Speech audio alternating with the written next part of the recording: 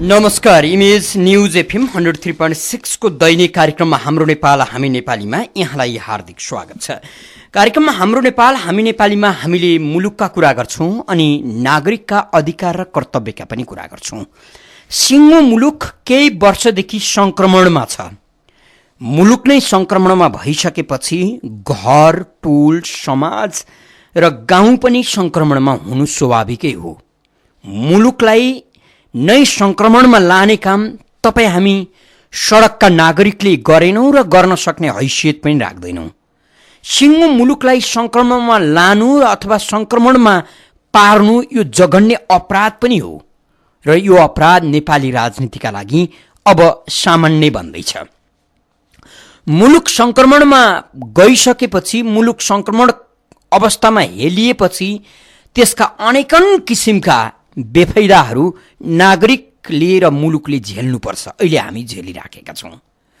कति ठाउँमा राजनीतिक दलहरू र सरकारले कानुनलाई बलमिचाइ गरेर देश सिद्ध्याउने काम गरिराखेका छन्। नागरिकका दुःखहरू झन पछि झन चुलिएका छन्। शासक वर्गका दैनिकहरू झन पछि झन सहज बनिराखेका छन्। यो सरकारको सबैभन्दा नराम्रो र नकारात्मक पक्ष त्यो जुन तपाईँ हामी टटकारो देख्छौँ। नदेखिने अरू थुप्रै त्यस्ता पक्षहरू हुन्छन् जसले भित्रै देशलाई खोक्र्याएको हुन्छ। अहिले देश धमिराले खाएको खोक्रो एउटा रुख जस्तो बनेको छ। बाहिर देख्दा देश जस्तो छ, तर भित्र देशका अवयवहरू सबै समाप्त भएका छन्। हामी कार्यक्रममा हाम्रो नेपाल हामी नेपालीमा देशका कुरा गर्छौँ। देश सिद्ध्याउने राजनीतिका विरुद्धमा खबरदारी गर्छौं। बोलेर के हुन्छ, कति बोल्नु स्वाभाविक हो।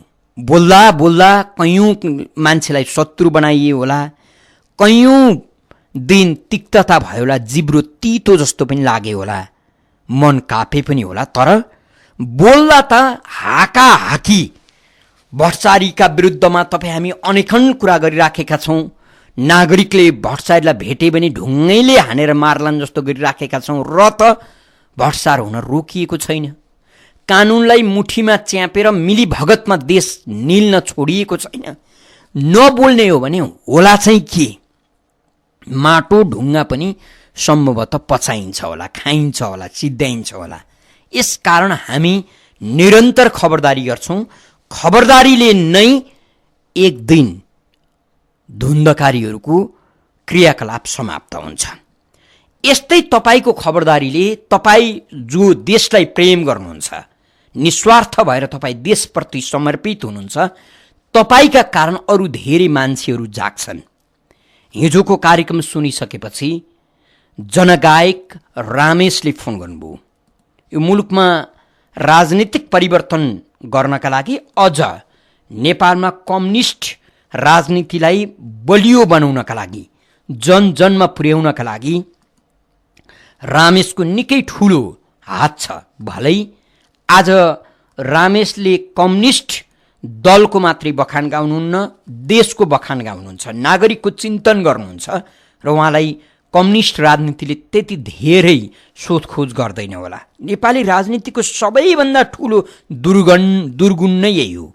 राजनीतिभित्र चरम लापरवाही हुँदा त्यसलाई स्तुतिगान गाएर कस्तो राम्रो भनेर बसुन्जेल पार्टीभित्र उसको हैसियत हुने, तर दलभित्र देखिएको विकृतिका विरुद्धमा कसैले औँला ठडाउँछ भने त्यो किनाराकृत हुने र ऊ ठुलो अपराधी जस्तो देखिने राजनीतिक दृष्टिमा। यो सबैभन्दा आक्रमणीय र कृपणी चरित्र नेपाली राजनीतिमा छ। रामेशलाई पछिल्ला दिनहरूमा नेपाली राजनीतिले सही बाटो समातेन भन्ने लाग्यो र नागरिकका पक्षमा, अझ पनि सडकमा रहेका नागरिकका पक्षमा बोल्नुहुन्छ उहाँ। हिजोको कार्यक्रम सुनिसकेपछि लौन ठाकुर भाइ, यो कार्यक्रम दिनमा 4 पटक दोहोऱ्याउनु पर्यो, अझ सुनिने रेडियोहरूमा बजाउनु पर्यो। तपाईँहरूसँग 97.6 भएन भने हामी अब यसलाई क्यासेटमा निकाल्छौँ, बरु म तयारी गर्छु त्यसको भन्नुभयो। मैले रामेश दाइलाई भने, दाइ यसो चाहिँ नगरौँ, बरु युट्युबमा हाल्ने व्यवस्था गरौँला, क्यासेटमा हालेर के गरेर यो जरुरी छैन। होइन, यस्ता कुराहरू सुनिनुपर्छ, मान्छेले सुन्नुपर्छ, राजनीतिक दलहरूले पनि सुन्नुपर्छ, आम सर्वसाधारणले सुन्नुपर्छ। कुनै बेला हामी पद्मरत्न तुलाधरले गरेका भाषणलाई क्यासेट गर्थ्यौँ र बेच्थ्यौँ, अनि मलाई लाग्यो तिनै क्यासेट बेचिएका पद्मरत्न तुलाधर अहिले देशका प्रति कति सचेत छन् होला। यसकारण त्यस्ता ढङ्गका क्यासेट बनाइयो भने कतै हामी पनि बिग्रन्छौँ कि, यसकारण यो गलत छ दाइ, नगरौँ मैले भने। त्यसपछि अर्को फोन आयो हितकर सिंह वीर कंसाकारको, दयावीर सिंह कंसाकारका ज्येष्ठ सुपुत्र हुनुहुन्छ। उहाँको बडो गजबको दृष्टान्त मैले सुनेको थिएँ। उहाँको छिमेकी एकजना मेरो श्रोता हुँदो रहेछ, हाम्रो श्रोता हुँदो रहेछ रेडियो 103.6 को। उहाँले हितकरवीर सिंह कंसाकारको चर्चा चलिरहँदा, दयावीर सिंह कंसाकारको चर्चा चलिरहँदा 15 वर्षमा उहाँको छिमेकी भएँ, तर कुनै दिन त्यो घरमा चर्को स्वरले बोलेनन् मान्छेहरू। त्यहाँ मान्छे किन कसरी संवाद गर्छन् होला, मलाई गजबै लाग्यो। कहिले चर्को स्वर पनि सुनेन, कहिले झगडा कलह पनि सुनेन। बडो शालीन शान्त बडो विचित्रको परिवार थियो। त्यो जस्तो पवित्र परिवार मैले सम्भवतः देखेको छैन। उहाँले अनुभव सुनाउँदै हुनुहुन्थ्यो। एउटा तपाईँ हामीले बानी के विकास गर्नुपर्छ भने राम्रा कुरा कसैका सुन्नुभयो भने बहुत हतार गरेर 1000 मान्छेलाई सुनाउनुहोस्। कुनै राम्रा मान्छेका कुरा सुनाउँदा तपाईँको रङ पनि जाँदैन। तर मान्छेका नराम्रा कुरा छन् भने धेरै सुनाउनु मरियत्तै नगर्नुहोस्, कारण नराम्रा कुरा हावाले पनि सुनाइदिन्छ मान्छेलाई। फेरि पनि यति भनिरहँदा नेपाली राजनीतिका नराम्रा कुराहरू 1 लाख मान्छेलाई भन्नुहोस्। व्यक्ति र राजनीति अथवा राजनीति नेतृत्वमा बस्ने र सर्वसाधारण व्यक्ति अथवा समाजको व्यक्ति भिन्न कुरा हुन्। जसले राजनीति गरेर म छुट्टै व्यक्तित्व बनाउँछु, देशलाई नेतृत्व दिन्छु भन्छ, त्यो छुट्टै प्राणी हो। त्यो मान्छे मात्रै होइन, नागरिक मात्रै होइन, उसँग देशको प्रतिनिधित्व गर्ने क्षमता हुन्छ, उसँग देशको उत्तरदायी भावना हुनुपर्छ। यसकारण ऊ भिन्न हुनुपर्छ। उसका सानातिना कमजोरीहरूलाई पनि हामीले लाखौँ मान्छेलाई प्रवाह गरेनौँ भने ऊ झन् बिग्रिन्छ। यसकारण राम्रा कुरा, सर्वसाधारण नागरिकका राम्रा कुरा छन् भने घरमा छोरा छोरी, श्रीमती, बा आमा, टोल छिमेक सबलाई भन्नुहोस्। हितकरवीर सिंह कंसाकारका ती छिमेकीले भनेका कुरा मैले धेरै मान्छेलाई भनेको छु। शालीन हुनुपर्छ घर, अनि मात्रै समाज शालीन हुन्छ। घरमा कलह भयो, कोकोहोलो भयो भने समाज पनि कलह र कोकोहोलोमा प्रवेश गर्छ। घर शान्त हुनुपर्छ र देश शान्त हुन्छ। यसकारण त्यस्ता राम्रा मान्छेको जतिसुकै गुणगान गाए पनि हुन्छ। फेरि दयावीर सिंह कंसाकारको इतिहास छुट्टै छ। विशेष गरी अब रिसले जे भने पनि हुन्छ। यो मुलुकमा रिस उठ्न कुनै समय लाग्दैन, अनुहारै देखे पनि कोक्याउँछ। हामी बडो विचित्रका प्राणी हौँ। बेला बखतमा दाबी गरेर संसारमा हामी यस्तो कृपणी जात सायद अन्त छैनन् होला।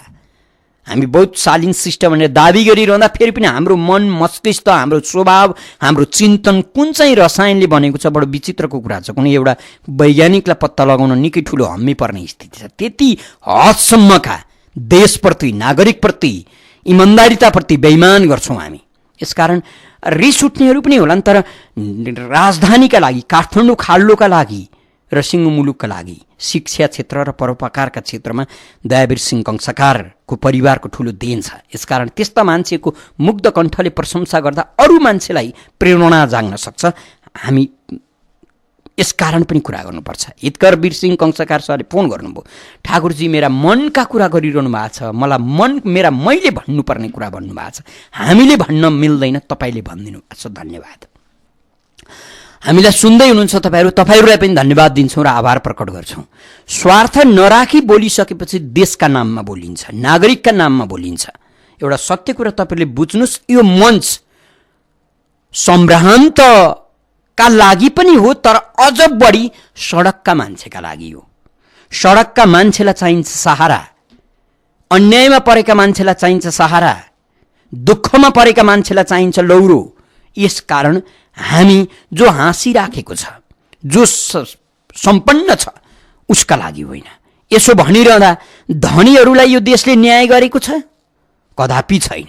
देश आफै अन्यायमा फैलिएको छ भने नागरिक पनि अन्यायमा छन्। यसकारण अहिले हामीले बोल्दै गरेको बोली नागरिक जो सडकमा छन्, जो किनारामा छन् उनीहरूको पनि हो, नागरिक जो महलमा छन् उनीहरूको पनि हो। यति हो, महलमा हुँदा तातो कोठाभित्र पीडा महसुस गर्दैछ मान्छेले भने सडकमा हुँदा चिसो सिरेटोसँगै पीडा महसुस गर्दैछ।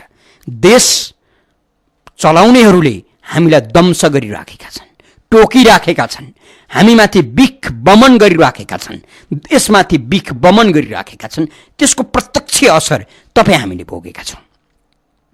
राजनीतिलाई आलोचना गर्नु सम्भवतः पूर्व राजा ज्ञानेन्द्रलाई नारायणहिटीमा बसाउनु अभिष्ट होइन, त बुझ्नुहोस्। नेपाली राजनीतिको खबरदारी गर्नु र नेपाली राजनीतिका चरित्रमाथि औँला ठडाएर उनीहरूलाई लखेट्नु, खेल्नु उनीहरूले देशमाथि गरेको बेइमानीका प्रति हो, उनीहरूलाई सच्याउनका लागि हो। जबसम्म राजनीतिक दलहरू सच्चिँदैनन्, शुद्ध हुँदैनन्, देशप्रति समर्पित हुँदैनन्, जातीय राजनीति गर्छन्, क्षेत्रीय राजनीति गर्छन्, आफूले कमाई खान्छन्, छोराछोरीलाई ठाउँमा पुर्याउँछन्, नागरिकलाई खाडी पठाउँछन्, तबसम्म राजनीति घिनलाग्दो हुन्छ। राजनीति कमजोर भयो भने अनि तपाईँ हामीले भन्दै आएको प्रतिगामी तत्त्वले, प्रजातन्त्रलाई नरुचाउने तत्त्वले मुन्टो उठ्याउन ठाउँ पाउँछ। यसकारण तपाईँ हामीले छातीमा टाँसेर, तपाईँ हामीले ज्यान समर्पण गरेर ल्याएको राजनीतिक जुन बहुदलीय प्रणाली गणतन्त्र छ, यसलाई सुधार गर्नका लागि र यसका हिमायतीहरू, यसका नेतृत्वकर्ताहरू शुद्ध हुनुपर्छ। अशुद्ध छन् भने ती अशुद्धहरूलाई किनारा फ्याँकिदिनुपर्छ र शुद्धहरू खोजिनुपर्छ। जसले देशमाथि बेइमानी गरेको छ उसलाई बाँच्ने अधिकार हुँदैन। यसकारण त्यस्तालाई हामीले अहिले नै किनारा फ्यालिदिनुपर्छ। यसो भनिरहँदा अब गणतन्त्र समाप्त गरौँ, अब दलीय राजनीति समाप्त गरौँ कदापि भनेको होइन। तर फेरि पनि यिनीहरूले बदमासी गरे भने यो गणतन्त्र समाप्त हुन सक्छ, दलहरू समाप्त हुन सक्छन्। फेरि राजनीतिले अर्को लडाईँ लड्नुपर्छ। कति वर्ष हामीले लडाईँ लड्ने? यसका लागि पनि तपाईँ हामी चिन्तनशील हुन जरुरी छ। नेपाली राजनीति र विशेष गरी यो देशलाई सिद्ध्याउन एक ठाउँबाट मात्रै कदम चालिएको छैन। बडो विचित्रको देश छ। अहिले तपाईँ हामी जुन भाषा बोल्छौँ, खस भाषा भन्छौँ हामी यसलाई, यो भाषा बनिनका लागि 250 वर्षभन्दा लामो समय लाग्यो। यो काकतालीले बनेको भाषा हो। त्यो बेला पनि यही भाषा मुलुकभर सम्पर्कको भाषाका रूपमा रह्यो र त्यस बेलाका शासकहरूले सबैले बोल्ने र बोल्न खोज्ने भाषा भएका कारणले यसैलाई अगाडि बढाए। यसको ठाउँमा एउटा मगर भाषा बनाइएको भए पनि त्यो मगर भाषा तपाईँ हामीले बोल्थ्यौँ। तर फेरि पनि तपाईँ हामीले सोच्नुपर्ने कुरा के हो भने यो मुलुकमा हजारौँ भाषाभाषी छन्, हजारौँ, 123 होइन, हजारौँ। राईभित्र सयौँ भाषा छन्, मगरभित्र त्यस्तै छन्, अर्कोभित्र त्यस्तै छन्। ती हाम्रा सम्पदा हुन्। खस भाषाभित्र सामान्यतया शब्दको उच्चारणमा फरक पर्ला तर अर्थ उस्तै उस्तै हुन्छ। पूर्वमा बोलिने र पश्चिम बैतडीमा बोलिने पनि अलिकति उच्चारण मात्रै फरक हो तर अर्थ लगभग उस्तै हुन्छ। यसकारण यसलाई शासकहरूले बढावा दे। मुलुकका लागि एउटा सम्पर्क भाषा अनिवार्य चाहिन्छ। यो भनिरहँदा मातृभाषाहरू मारिनुपर्छ, ध्वस्त पारिनुपर्छ भन्ने होइन। हामी अहिले आवाज उठाइराखेका छौँ, मातृभाषा हाम्रो राष्ट्रभाषा हुनुपर्छ भनिराखेका छौँ। अब एउटा राष्ट्रभाषा चाहिन्छ, सम्पर्क भाषा चाहिन्छ भन्ने वकालत गरिराखेका छैनौँ। यो मुलुकका 125 जात जाति विदेश जाँदा कुन भाषा भनेर हामीले चिनाउने त्यो चिन्तन गरिराखेका छैनौँ। यो मुलुकमा 25 घर परिवारले मात्रै बोलिने भाषा पनि छ, अत्यन्तै थोरै समुदायले बोल्ने भाषा पनि छ। अब त्यो भाषालाई मार्नुपर्छ भन्ने होइन तर त्यो भाषालाई राष्ट्रभाषा बनाउँदा, अब कामकाजी भाषा बनाउँदा, सरकारी भाषा बनाउँदा त्यहाँको त्यो भाषालाई सम्बोधन गर्ने अधिकृत कहाँबाट खोज्ने होला? यसकारण देशलाई भाँड भैलो बनाउने होइन, देशलाई व्यवस्थित गर्ने हो। त्यस्ता चिजहरू सङ्ग्रहालयमा राखेर आफ्नो इतिहास र गर्तलाई जोगाउने हो। हामी यो चिन्तन गरिराखेका छैनौँ। अहिले भाषामाथि ठुलो आक्रमण भइराखेको छ। खस भाषामाथि तपाईँ हामी जो नेपाली भाषा भन्छौँ, रिस उठ्नेले खस भाषा भन्छ, खस ब्राह्मण भाषा भन्छ, तर त्यो गलत छ। यही भाषाले हामीलाई नेपाली हुन सिकायो, यही माटोले हामीलाई नेपाली भन्न सिकायो। यही देश, यही माटो, यही भाषालाई गाली गर्नु आमालाई गाली गर्नु जस्तै हो। यसकारण आफ्नो अनुहारमा थुक्ने काम कहिले कहीँ कतैबाट नगरौँ। यो देशमा अनेक तरहका विकृतिहरू सङ्क्रमण भएर हाम्रो देशभरि, हाम्रो शरीरभरि, मनभरि बल्झिन थालेका छन्। अहिले भाषाको कुरा गरौँ। नेपाल प्रज्ञा प्रतिष्ठान जस्तो निकायले भाषामाथि मनलाग्दो निर्णय गरिदिएको छ। अहिले विज्ञहरू यसो भनिराखेका छन्, विज्ञहरूको चिन्ता छ भाषामा जस्तो राजनीति अन्त कहीँ छैन। तपाईँहरूलाई भाषाका बारेमा हामी बोल्छौँ, सर्वसाधारण नागरिकलाई भाषा शुद्धिकरणको जरुरी छैन। एकजना विद्ले भन्दै हुनुहुन्थ्यो भाषा स्वतन्त्र हुन्छ, जे गरे पनि हुन्छ भने त्यो गलत हो। भाषा स्वतन्त्र कहिले पनि हुँदैन। भाषा स्वतन्त्र हुन्थ्यो भने व्याकरण किन चाहिन्थ्यो? भाषा जहिले पनि नियमबद्ध हुन्छ, यति हो। नागरिकलाई भाषा प्रयोग गर्नका लागि नागरिकमा कुनै बन्धन हुँदैन। तर लेख्य भाषा जति बेला तपाईँ लिपिबद्ध गर्नुहुन्छ, तपाईँले जान्नुपर्छ भन्ने छैन। ह्रस्व दीर्घ अथवा व्याकरण जानेर भाषा प्रयोग गर्नुपर्छ भन्ने होइन, तपाईँ नजान्न पाउनुहुन्छ। तर शुद्ध बनाउनका लागि तपाईँले सम्पादन गर्न दिन सक्नुहुन्छ, तपाईँले प्रुफ रिडिङ गराउन सक्नुहुन्छ, शुद्धि हेर्न दिन सक्नुहुन्छ। भाषा जोगाउनु भनेको त्यो चिज हो। यसले देशको प्रतिनिधित्व गर्छ। अहिले नयाँ व्याकरण आएको छ, त्यसमा बडो गजब छ। तपाईँ हामीले विद्यार्थी भनेर पढ्दै थियौँ, बी र पछाडि यालाई याका अगाडि आदि धर पछाडि थीमा रेफ काटेको विद्यार्थीलाई अहिले नेपाल प्रज्ञा प्रतिष्ठानले बी उको ओको बी दला खुट्टो काट्नुहोस् या लय बी द विद या लय बनाइदिएको छ। यस्ता धेरै चिजहरू छन्। यो त उदाहरण मात्रै हो। तपाईँले द्वन्द्वको उच्चारण अब यसरी गर्नुपर्छ, दो उन द भन्नुपर्छ। यसरी यो गरिनुको कारण नेपाली भाषामाथिको आक्रमण। हामीलाई के लाग्छ भने तपाईँ हामीले सोच्न नभ्याएको कुरा, हामीलाई 5 लाख कसैले घुस खुवायो भने आँखा चिम्लेर देश बेच्न पछि पर्दैनौँ। तर मैले 5 लाख कमाउँदा, मैले गल्ती गर्दा, जसले मलाई 5 लाख कमाएको छ उसले 5 करोड कमाएको छ। 5 करोड कमाउने मान्छेले 5 लाख घुस खुवाउन उसलाई टाउको दुखाइको विषय हुँदैन। तर त्यो 5 करोड कहाँबाट झिकिन्छ? त्यो 5 करोडको हानि कहाँ हुन्छ? देशलाई हुन्छ। देश समाप्त हुन्छ भने म 5 लाखमा फस्नु हुँदैन। यो चिन्तन हामी कहिल्यै राख्दैनौँ। 5 लाख आयो ठुलो कुरो भयो, तर 4 करोड 95 लाख कसैले खाइराखेको छ र त्यो उसले खाँदा देश सिद्धिँदैछ भन्ने सोचै राख्दैनौँ। 5 लाख हामीलाई ठुलो हुन्छ। यसकारण हरेक ठाउँमा यो सङ्क्रमण बल्झिएको छ। तपाईँ हामी नागरिक अधिकार चाहिन्छ, सबैको समान अधिकार, सबैको सहअस्तित्व, सबैको इज्जत, सबैको सम्मान चाहिन्छ। तर तपाईँ हाम्रो सम्मानभन्दा बढी ठुलो सम्मान देशको हुनुपर्छ। जबसम्म देशको सम्मान हुँदैन तबसम्म तपाईँ हामीले केही गर्नै सक्दैनौँ। हामी अनेकन देशका दृष्टान्त दिन्छौँ। अरू देशको दृष्टान्त किन दिइरहनु पर्यो? अरू देशको दृष्टान्त दिनु भने किन चाहियो भाषा? किन चाहियो संस्कृति? किन चाहियो जातीयता? किन चाहियो अरू अधिकार? अरू देशको उदाहरण दियो त्यस्तै बनौँ नि त। यो भन्न पनि हामी तयार छैनौँ। होइन, अरू देशको उदाहरण दिने होइन, हामी जस्तै हुने हो भने हामीलाई राष्ट्रिय पोसाक के को भारी? हामीलाई नेपाली भाषा के को भारी? एउटा चिज त चाहिन्छ होला नि त। अरू देशमा राष्ट्रिय पोसाक छैन भनिएला, हाम्रो हुँदा के भयो? म नेपाली हुँ भन्दा के भयो? यो नेपालको पोसाक हो भन्दा के भयो? राष्ट्रिय पोसाक भनेको राति सुत्दा लगाउने, भात खाँदा लगाउँदै, उड्दा लगाउँदै भन्ने होइन, प्रतिनिधित्व गर्दा लगाउने चिज हो। के हुन्छ? के बिग्रिन्छ? तर हामी यही कुरामा लडाइँ गरिराखेका छौँ। यो लडाइँ देशका विरुद्धको लडाइँ हो। यो हामीले बुझिराखेका छैनौँ। अहिले मधेसमा लबेदा सुरुवालले खलखल्ती पसिना आउँछ भने गर्मीका बखत मधेसमा लबेदा सुरुवाल लगाऊ भने त होइन होला नि त। तर कुनै प्रतिनिधिमूलक कार्यक्रममा जाँदा राष्ट्रलाई प्रतिनिधित्व गर्ने गरी पोसाक पनि लगाऊ भने होला नि त। हामी यस्ता कुरामा पनि लडाइँ गरिराखेका छौँ। यसकारण यो देश तपाईँ हामी सबैलाई भारी भएको छ। भारी बिसाउनका लागि हामी हतारिएका छौँ।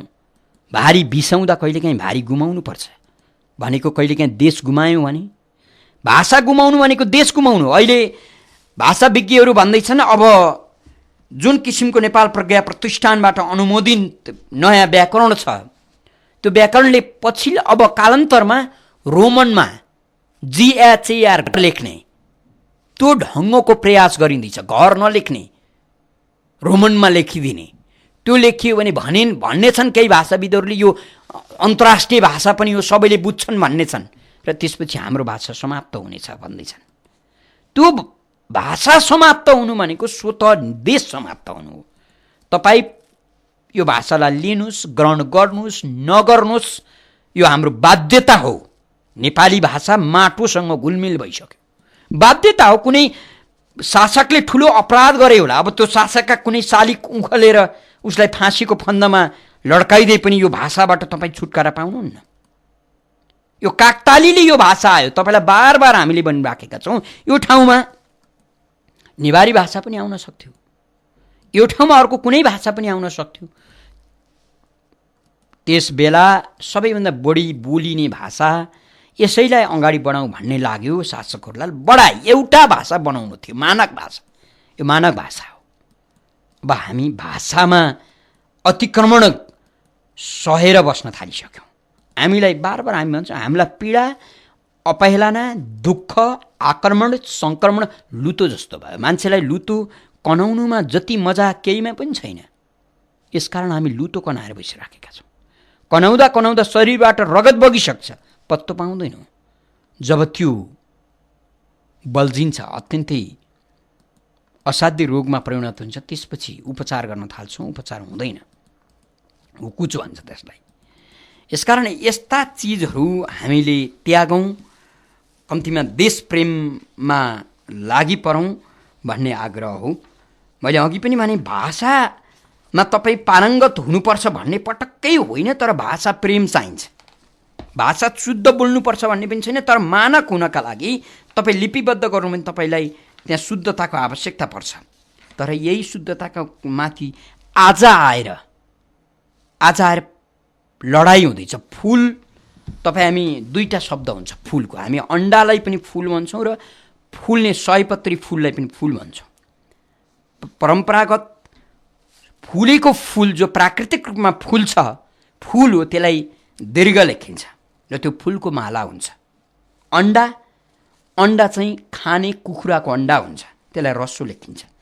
अहिले भाषाविदहरूले, नेपाल प्रज्ञा प्रतिष्ठानले दुईटै फुललाई समान बनाइदिए। अङ्ग्रेजीमा पनि उच्चारणको आधारले रस्सो दीर्घ हुन्छ, अङ्ग्रेजी भाषामा पनि व्याकरण हुन्छ, नेपाली भाषामा व्याकरण चाहिँदैन। यसकारण यसरी आक्रमण भएको छ। अब तपाईँले अन्डाको फुल रस्सो लेख्ने भयो र पुष्प सयपत्रीको फुललाई रस्सो लेख्ने भयो, दुईटै लेख्न सक्नुहुन्छ। बजारमा तपाईँले गएर मलाई फुल दिनुहोस् भन्नुभयो भने तपाईँले कुखुराको अन्डा लिएर आउन नि सक्नुहुन्छ, फुल लिएर आउन नि सक्नुहुन्छ। यसरी ध्वस्त पार्ने काम यो सुनियोजित ढङ्गबाट गरिएको काम हो। भाषालाई परिष्कृत गरिनुपर्छ। भाषा फेरबदल गर्दाखेरि ठुलो गोष्ठीको आवश्यकता पर्छ, त्यसले अनुमोदन गर्नुपर्छ, सर्वसाधारण नागरिकलाई सोधिनुपर्छ। यी कुरा छैनन्। जसरी राजनीतिले मन लाग्दी गरेको छ, त्यही गरी समाजले पनि मन लाग्दी गर्दैछ। तपाईँ हामी मन लाग्दीमा बढी प्रेमिल बनिसक्यौँ, बढी आह्लादित भइसक्यौँ। 400653 र 40065324 तपाईँ श्रोता मित्रले फोन गर्न सक्नुहुन्छ। टेलिफोन सम्पर्कमा कोही श्रोता हुनुहुन्छ, उहाँलाई स्वागत गरौँ। को बोल्दै हुनुहुन्छ? हेलो बिरबाजी, म विष्णुराज बाल्ने। हजुर भन्नुहोस्। यहाँ म के भन्न चाहन्छु भनेदेखि आज नेपालको परम्परामा म सिलकोरालाई मोदी के हाम्रो ओलीजीलाई म सन्देश दिन चाहन्छु, सल्लाह दिन चाहन्छु। हेर्नुहोस् मोदीजी, हेर्नुहोस् प्रधानमन्त्री, भूतपूर्व प्रधानमन्त्री सिलकोरालाजी, म पनि तपाईँ जस्तै तपाईँकै भोटर हुँ। म के भन्न चाहन्छु, तपाईँहरूले अधर्मी काम नगर्नुहोस्, धेरै नकमाउनुहोस्, मर्दाखेरि तपाईँ लानु न। तपाईँको छोराछोरी मर्छ, तपाईँ पापी बन्नुहुनेछ। You degraded sinner in the judgment of the almighty. त्यो याद गर्नु होला। अब तपाईँहरू बुढो हुँदै जाँदै हुनुहुन्छ, रोगी हुनुहुन्छ। रोगी बेला बुढाबुढी बेसी घरका परिवारले पनि माया मार्छन्, साथीभाइ पनि आउँदैन, कार्यकर्ता पनि कोही आउँदैन, हेलो भन्ने पनि मान्छे आउँदैन। हेर्नु होला, विचार गर्नु होला। त्यो आँखा पनि तपाईँ कमजोर हुँदै जान्छ। तपाईँ कहाँले पनि सुन्न सक्नु। त्यो बेलामा परमात्मा भन्दा तपाईँको अरू कोही पनि नजाऊ, to home you must surrender at any cost. त्यो कुरा बुझेर राष्ट्रलाई अगाडि लाने कोसिस गर्नु होला। पुर्खाले छोएको विरासतलाई नबिर्सिनु होला। धन्यवाद। हजुर, विष्णुराज पाण्डे हुनुहुन्थ्यो हामीसँग कुरा गर्दै। हामी बेलैमा सचेत भएर विवेकी भएर देशलाई प्रेम गर्न जानेनौँ भने पछि पश्चाताप मात्रै हुनेछ। तपाईँ हामी त सधैँ बाँच्दैनौँ र हामी मरेपछि हाम्रा तस्बिरहरूमा अब फुलका मालाहरू त नरहने नै भए, शराबका शब्दहरूले हाम्रो तस्बिर पनि विरूप हुन्छ। देश जोगाउनु भनेको पुर्खाको काम हो। यहाँसम्म पुर्खाले जोगाए, अब यसलाई समृद्ध बनाउने र यसलाई भव्य बनाउने हाम्रो काम हो। हामी आफू बनिनका लागि देश बनिनुपर्छ भन्ने चिन्तनबाट बाहिरिसकेका छौँ। आफू मात्रै बनिनुपर्छ, देश बनिनु हुँदैन भन्ने चिन्तनमा छौँ। होइन भने अहिले भाषाको, जातको, अनुहारको लडाइँ किन लड्थ्यो होला र? यति सानो देशमा यी सबै कुराहरू जरुरी थिएनन् र यति हुँदाहुँदै पनि अब तपाईँको यतिसम्म भयो कि एउटा मानव जो राष्ट्रभाषा हो, जो कामकाजीको भाषा हो, त्यसमाथि प्रहार हुन थाल्यो। हामी उकुच पल्टिएका नागरिक भइसक्यौँ, अर्थात् हाम्रा बिचका ती खटिराहरू अब निकै नहुने अवस्थामा पुगिसकेका छन्। फेरि पनि बल गरौँ निको हुनका लागि। कोही श्रोता मित्र टेलिफोन सम्पर्कमा हुनुहुन्छ, उहाँलाई स्वागत गरौँ। को बोल्दै हुनुहुन्छ? नमस्कार ठाकुर सर, मैं गंगा बहादुर। हजुर भन्नुहोस्। मैले चाहिँ हजुर, अब हजुरको चाहिँ हिजो मैले जुन हजुरले सम्वाद गर्नुभएको थियो त्यो सुन्दाखेरि मलाई यस्तो लाग्यो कि अब भनौँ एकतिर सानो यो धर्म कार्यक्रम धर्मतिरबाट म जान्छु। यो हाम्रो रामायणमा एकजना मात्रै रावण थियो कि हजुर। हजुरले हिजो चाहिँ 4 जना भनौँ, अब हामी यहाँ अहिले जति पनि छन् नेताहरू सबै छन्, यो सबै यो रावण हो यिनीहरू। हिजो 4 जनाको नाउँ लिनुभयो हजुरले, चित्रबहादुर केसी, बाबुराम भट्टराई, पुष्पकमल दाहाल, अनि 4 जनाको नाउँ लिनुभएको थियो। म तपाईँलाई के दृष्टान्त दिन चाहन्छु भने यो एउटा सानो चाहिँ तपाईँको यो सानो यसको धेरै लामो नै हुन्छ, तर मैले छोटकरीमा भन्छु। तपाईँको रावणले चाहिँ कर उठाउनु पठाएछ, उसको चाहिँ आस्पर्यहरूले चाहिँ कर उठाएर लिन जाँदाखेरि कर उठाउँदा चाहिँ उनीहरू चाहिँ सन्यासी कहाँ पुगेछ। सन्यासीले चाहिँ अब के कर दिने, हामीसँग त पैसै छैन भनेर उनीहरू रित्तो हात फर्काइदिएछ। अनि रावण कहाँ पुगेछ, यो हजुर मैले सबैसँग कर उठाएँ तर सन्यासीहरूले चाहिँ कर दिएन। त्यसो भएको हुनाले रावणले के भन्छ भने तिनीहरूसँग चाहिँ पैसा छैन भने रगत भए पनि उनीहरूको चाहिँ कर लिएर आऊ भनेर चाहिँ पठाइदिएछ। अनि सन्यासीले रगत दिने बेला चाहिँ के भनेछ, यो रगतले तिम्रो राजाको मृत्यु हुन्छ। त्यो भन्दाखेरि अब रावणले के गरिदियो, ओहो यसले मेरो मृत्यु हुन्छ भने उसले भण्डारमा लगेर एउटा बाक्समा राखेर चार्ज लगाइदिन्छ। अनि त्यो मन्दोदरीलाई चाहिँ उसलाई खुब उत्कृष्ट लाग्छ त्यो बाकसमा के छ भन्ने हेर्ने। अनि बाइचान्सबाट चाहिँ रावण चाहिँ 1 वर्षको लागि शिकार जान्छ। शिकार गएपछि अनि त्यो साँचो बिर्सिया हुन्छ। मन्दोदरीले त्यो बाक्स खोलेर हिँड्दाखेरि त्यसको बाफले मन्दोदरी चाहिँ गर्भवती हुन्छ। हजुर हेर्नुहोस्, त्यही मन्दोदरीले गर्भवती भएको सीता पैदा हुन्छ, सीताको कारणबाट त्यसको मृत्यु हुन्छ। हामी कहाँ पनि अहिले यस्तै स्थितिबाट यिनीहरूले कर उठाइरहेछ। हेर्नुहोस्, अब भुइँको पीडितलाई आएको सहायता आएको दान यिनीहरूले सब आफ्नो चाहिँ मा खर्च गरिरहेछ। यो जनताको यो करले चाहिँ यिनीहरूलाई श्राप छ। यो एक दिन चाहिँ यिनीहरूको भस्मासुर भएर जान्छ। नमस्ते हजुर, यहाँलाई हामी धन्यवाद दिन्छौँ। गङ्गा बहादुर साई हुनुहुन्थ्यो हामीसँग कुरा गर्दै। हामी पनि कुरा गरिराखेका छौँ। भाषामाथिको राजनीति बडो गजब छ। हजारौँ शब्दलाई केही गरिएको छैन, मात्रै सही परम्परागत रूपमा, वैज्ञानिक रूपमा, व्यावहारिक रूपमा चलन चल्तीले हरेक किसिमले स्थापित भएका शब्दहरूलाई अब ह्रस्वलाई दीर्घलेखा, दीर्घलाई ह्रस्वलेखा भनिएको छ। सामान्यतया सही अहिले ह्रस्व सही लेख्न भनिएको छ। खासमा सही दीर्घ सही हुन्छ, यो हाम्रो परम्परा हो। पहिलेदेखि लेखिँदै आएका यसका वैज्ञानिक कारणहरू व्याकरणविदहरू, भाषाविदहरूले जान्लान्। तर यो चलाउनुको कारण के होला? बडो गजब छ। जस्तो सूचना हामी चाहिँ सही त्यसको सूचना सही अर्थमा लेख्ने दीर्घ हुन्छ, तर अहिले ह्रस्व लेखिन्छ। सूची दीर्घ लेखिन्थ्यो, अहिले ह्रस्व लेखिन्छ। यस्ता धेरै धेरै दृष्टान्तहरू छन्। यो चाहिँ किन यसो गरियो होला? यो गर्नुपर्ने केही कारण छ? केही छैन। अब जसले यो गर्यो हामी सरल बनाउन खोजिराखेका छौँ। ह्रस्वलाई दीर्घ, दीर्घलाई ह्रस्व बनाएर कसरी सरल भयो? यो अनेकन किसिमबाट हरेक ठाउँबाट प्रहार गरियो भने त देश कमजोर हुन्छ। देश कमजोर भयो भने कहाँबाट नुन खाएको त्यो नुनको सोच हुन्छ। फेरि पनि तपाईँलाई स्मरण गरौँ, नेपाल सम्बन्धको निकै चर्चा चल्छ। नेपाल सम्बन्ध सामान्य कुरा होइन, त्यो ऐतिहासिक र सांस्कृतिक सामाजिक महत्त्व बोकेको निकै ठुलो, अत्यन्तै ठुलो विषय हो। त्यो भेग हो।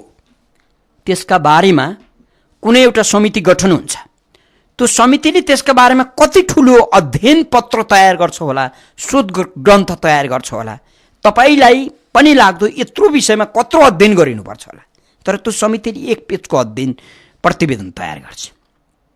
मैले यसभन्दा अगाडि पनि तपाईँलाई जानकारी गराएका छौँ हामीले, र अहिले स्मरण गराएको संस्कृतिविद त्रिरत्न मानन्दरले दिनुभएको जानकारी रेडियोमा तपाईँले भुल्नु भएको छ नि, उहाँले बकाइदा भन्नुभएको छ।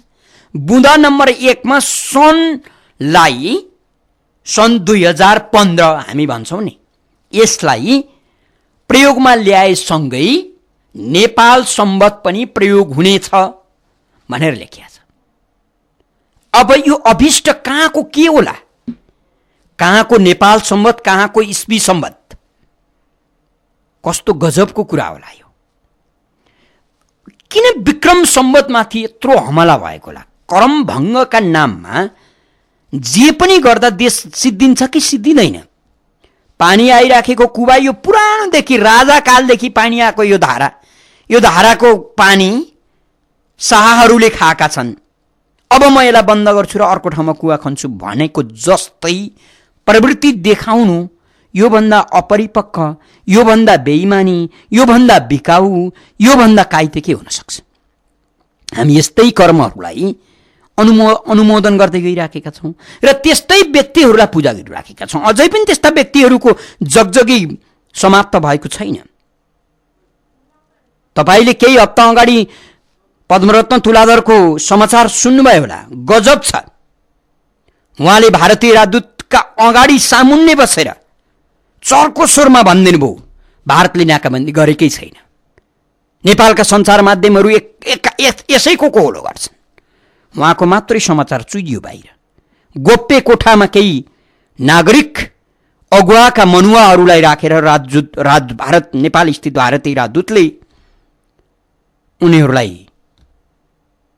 केही नुन खुवाउँदै थिए। नुनको सोझो गर्दै मानवाधिकारवादी र नागरिक अगुवाहरूले र त्यसमा पनि पद्मरत्न तुलाधरले भन्दै नेपालका सञ्चार माध्यमहरूले यत्तिकै भने नाकाबन्दी कहाँ गर्यो भारतले? सरको उखाला द्वारा समाचार बाहिर आउन पाएको थिएन। उहाँको नामको मात्रै समाचार बाहिर आयो। उहाँलाई टाउको दुख्यो। एउटा कुनै त्यति बजारमा नआउने अर्को एउटा पत्रिकामा उहाँले स्पष्टीकरण छाप्नु भएको छ। मैले त्यसो भनेकै होइन, यत्तिकै समाचारमा मेरो नाम मुछियो, मैले बोल्दै बोलिनँ। उहाँले स्पष्टीकरण दिनुभयो ताकि उहाँलाई आत्मसन्तुष्टिका लागि, तुष्टि प्रकट गर्नका लागि त्यो खण्डन छाप्नुभयो। त्यो खण्डन धेरै मान्छेले पढ्न पाएनन्। कम्तीमा पनि उहाँको समुदायमा उहाँलाई 2-4 जनाले जसले मान्दै थिए उनीहरूको आँखामा छारो हाल्ने प्रयत्न गर्नुभयो। तर त्यसको 2 दिन पछाडि त्यो समाचार सम्पूर्ण मिडियामा, सम्पूर्ण संसारमा फेरि आयो, फोटोसहित आयो। त्यसपछि उहाँले प्रतिक्रिया दिनु भएन, त्यसपछि खण्डन गर्नु भएन। खण्डन गर्ने हिम्मत हुनु पर्यो नि। एउटा समाचार पत्रिकामा समाचार आउँदा उहाँले खण्डन गर्नुभयो, पछि सबैमा आउँदा खण्डन गर्नु भएन। बदमासी गरिसकेपछि बदमासी लुकाउनका लागि प्रयत्न गर्ने हो, तर बदमासी छताछुल्ल भयो भने प्रयत्न गर्ने होइन, भाग्ने हो, लुक्ने हो, लात पचाउने हो। यही कर्म गरिराखेका छन् नागरिक अगुवाहरूले। केही दिन अगाडि तपाईँले सुन्दरमणि दीक्षितका कुरा सुन्नुभयो होला।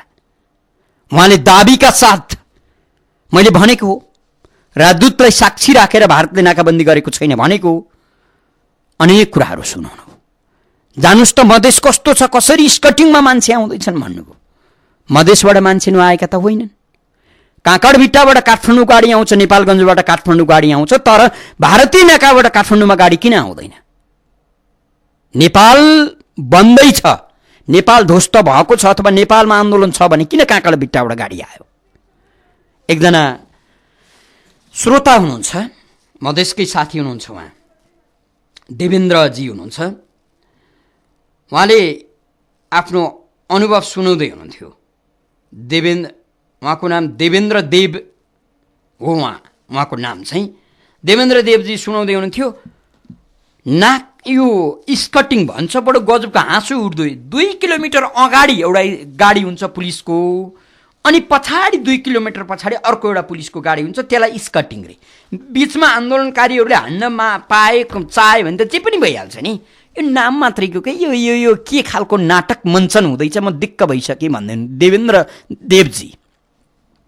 तर सुन्दरमणि दीक्षित भन्दै हुनुहुन्थ्यो बिजोगै छ, कुनै ठाउँमा गाडी चल्नै पाएको छैन, धुन्धुकारी बिजोग भयो, मधेसलाई समाप्त गर्यो राजधानीले, अनेक कुराहरू गर्दै हुनुहुन्थ्यो।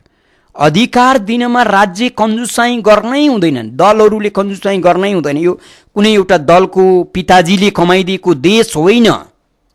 यो देश बनिन लामो कालखण्ड पुरा गर्नु परेको छ र तपाईँ हामीले रगत पसिना बगाउनु परेको छ। यो देश यत्तिकै बनेको छैन। यसकारण यो देश कसैको पोल्टाको होइन, सबै नागरिकलाई देशप्रति प्रेम गर्न पाउनुपर्छ र देशले सबैलाई समान दृष्टि राख्नुपर्छ। तर यसो भन्दैमा देशमाथि कसैले अनेक किसिमका राजनीति गरेर देशलाई सिद्ध्याउने खेल खेल्छ भने त्यसमा नागरिक समाजका नाममा मलजल गर्नु पनि हुँदैन। यसकारण तपाईँ हामी यस्ता प्रवृत्तिबाट जोगिने कि नजोगिने? तपाईँ हामी बढी भुलभुलैयामा, होहल्लामा, जुलुसमा परिणत भएका छौँ। हामी नागरिक होइनौँ, हामी जुलुस हौँ। हामी त्यस्ता जुलुस हौँ हामी जसले जहाँ बोलाउँछ ढुङ्गा हान्न, नाराबाजी गर्न त्यहीँ दौडिन्छौँ। त्यो गर्ने कि नगर्ने हामीले सोच्ने बेला भएको छ। फेरि पनि टेलिफोन सम्पर्कमा अर्का कोही श्रोता हुनुहुन्छ, उहाँलाई स्वागत गरौँ। को बोल्दै हुनुहुन्छ? कहाँबाट को बोल्नुभयो? त्यति राम्रोसँग सुनिएन। हजुर, म बनस्थलीबाट माधव घिमिरे। माधव घिमिरेजी भन्नुहोस्। हजुरलाई राष्ट्रिय प्रज्ञा प्रतिष्ठानको नेपाली शब्दकोशको बारेमा भन्नुभएको थियो। हाम्रो ल्यामसिंह मङ्गलजीको पालामा प्रकाशित त्यो शब्दकोश के भन्छ भनेदेखि हामी जुन अहिले हजुरमा कुरा गरिराखेका छौँ त्यसमा फारसी, बङ्गाली, उर्दू, हिन्दी, नेपाली, नेवारी गरेर 26वटा भाषा मिलेर हामी नेपाली भाषा बनेको छ। यसमा यो भाषा विदेशीहरूले पनि सिकेर गएका छन्। आजसम्म म जन्मेदेखि अहिलेसम्म यो भाषा मैले बोलिरहेको छु, हजुरले पनि पढिराख्नु भयो होला, बोलिराख्नु भयो होला, हामीलाई सम्झाइराख्नु भएको छ। यति राम्रो भाषा छ। यो भाषामा राजनीति गर्ने विषय नपाएर मात्र राजनीति गरेका हुन्थ्यो यो भाषामाथिको। तर यो भाषालाई हामीले बिगार्नु चाहिँ हुँदैन है। हजुर नमस्कार। हजुर, यहाँलाई हामी धन्यवाद दिन्छौँ। माधव घिमिरे हुनुहुन्थ्यो। यो यही भाषा बन्न हामीले 300-400 वर्ष पुरा गरिसक्यौँ। 250 वर्ष त अभ्यास, गतिलो अभ्यास गऱ्यौँ। अब यो भाषालाई मासेर अर्को अभ्यास गरौँ भन्दा हामीले अर्को 300 वर्ष बिताउँदा हाम्रो देश जाला कस्तो होला, यो हामीले कल्पना कहिले गरेनौँ। भएको चिजलाई कसरी राम्रो बनाउने, नेपाली भाषाभित्र अहिले भर्खर माधव घिमिरे दिनुभएको जस्तो दृष्टान्त 26 अनेक भाषाभाषीको मिश्रण छ। संस्कृत यसको माउ भाषा भन्छौँ, त्यसपछि यसमा अनेक जात जातिका भाषाहरू मिसेका छन्। यसलाई सिद्ध्याउने प्रयत्न किन गरिँदैछ? हामी यसको उत्तर खोज्ने प्रयत्न गर्दैनौँ। अहिले चलिआएको भाषा हिजो परम्परादेखि अनेकन किसिमले चलिआएको भाषालाई अब दीपक भन्ने चिज दीर्घ लेखिन्छ। भाषागत हिसाबले, व्याकरणका हिसाबले दीपक लेख्दा तपाईँ दीपक नामको मान्छे हुनु दीर्घ लेखिन्छ। अहिले दीपकलाई ह्रस्व बनाइएको छ। अनि यति गर्दामा कुनै मान्छेको स्वार्थ सिद्ध हुन्छ भन्ने बेग्लै कुरा हो। दीर्घ लेखिन्छ, तर अहिले ह्रस्व लेखिन्छ।